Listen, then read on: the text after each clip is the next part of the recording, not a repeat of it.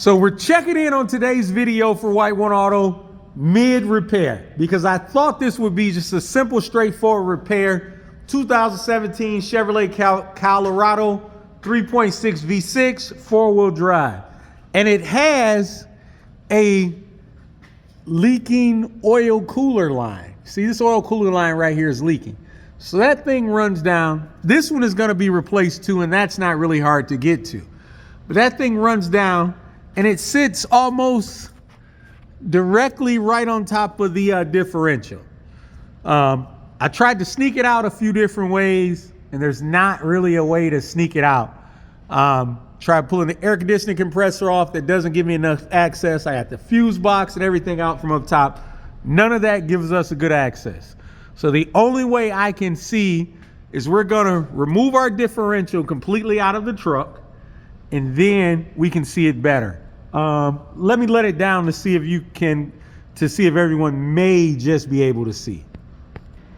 Okay, so this is underneath the hood. Like I say, I already got our fuse box. Our fuse box normally sit there. So now, one of our trans lines, it goes right in that fitting right there. Excuse me, our oil cooler line. These are oil cooler lines. I hope I've stated this. We're replacing the oil cooler lines, the engine oil cooler lines.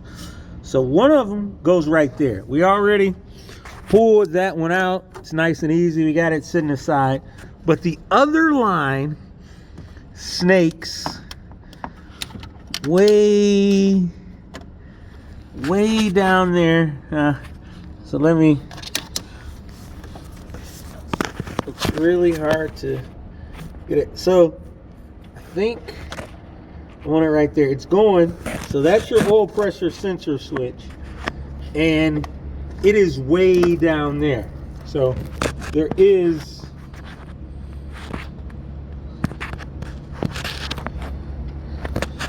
no real way to get to it from up top here. You have to get to it from the bottom, and the easiest way I see is going to be to pull that oil cooler line off here. And we're doing a bunch of stuff to this truck. It's really neglected. Had a lot of sludge problems, so we are replacing both valve covers. We've already got one on. We're putting another one on. It's got a leaking thermostat, a water pump, which a lot of these parts for this truck are on back order for some reason. I've waited over 3 weeks to get a lot of this stuff. So what we're gonna do is we're gonna continue, pull that differential out, and then hopefully everyone can have a better shot at it. So follow us along. So as you can see, we got our front differential out of the Colorado. Now, let's see how much easier it is to see our oil cooler line. So that, let me grab a pointer here. So now our oil cooler line is right there. That's our cover. We pop that off, and then we can get our clip out and now replace that line. So it's a lot of work to go through, but you got to do what you got to do. So that's how you can actually replace the line. So put our differential out, our axles out. Front diff is laying there on the floor. So we will continue to get this oil cooler line out. I hope this helps someone, but I was not able to discover another shortcut. Pulling the compressor off was not really that big of a help. And also pulling the rack out, the steering rack, I don't think would have helped anymore, because you can see the line, the connection point is right over where your differential goes. So it's not a fun thing, but a necessary thing. Okay, so you can see, so we have our cover off.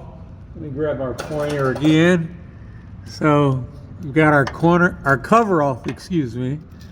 And now you can see that clip has to come out, and that's what holds our line in. So we'll pop that clip out and get our line off. Got our cooler line out. You can see it right there. It is out. The clip is out. So now we just have to finish removing the line, then put the clip back in, and then we can put the new line in. So follow along. So it is super hard to see, but we do have our clip back on down there. I did remove our AC lines off of our compressor. It is loose, but being out of there is not the question. I mean, did not really help us. So what we're gonna do is put our line back through here and secure it in place. So hopefully everyone can see we do have our new line on. We just gotta push our retainer down, but I wanted you guys to see we got the clip in. It's like I say, I think it is best to put that clip in from the top with that AC hose removed. It gives you a lot of access around there where you can snap it right on. So let me put the seal protector on. Okay, so we now have our seal protector on. That's all secure. That'll help keep dirt and debris out, because you can see this thing is a dirty mess. This is the other end of our line right there. Goes in here, but we're also going to replace this line as well. So we'll get this one out, which really isn't bad at all. It goes right up top on the oil cooler. So as far as I know, the easiest way to do it is to take this front differential out. I did not pull the compressor all the way out because it didn't seem like it would give me enough room, but it just may. I hope someone else can find an easier way, because I did not like doing it this way, pulling a differential, but this is how they tell you to do it, and I really couldn't find a shortcut. So thank you all. So we got all the cooler lines up. This is our upper one that goes to the filter housing. So once again, there's our lower. We got our both of our lines now in at the radiator.